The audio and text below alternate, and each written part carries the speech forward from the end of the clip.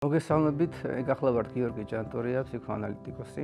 ჩვენ ვისაუბრებთ თემაზე ყოველდღიური ფსიქოლოგია და ამ კონკრეტული თემიდან ავიღებთ გარკვეულ მონაკვეთს, რასაც ეხება გადაწყვეტილებებს. როგორ ვიღებთ გადაწყვეტილებებს, რა პროცესები მონაწილეობს, რა არაცნობიერი ნაწილი ქმნის ამ გარკვეულ ქმედებებს, როგორ მონაწილეობ და რა ხდება იმ პროცესში, როცა ჩვენ ყოველდღურად რაღაც კონკრეტულ გადაწყვეტილებებს ვიღებთ, რაც მნიშვნელოვანია, ის გადაწყვეტილებები, რომელიც ჩვენ მიღებული გვაქვს ჩვენი ცხოვრების მანძილზე, გარკვეულ გავლენას ახდენის შემდგომ პროცესზე.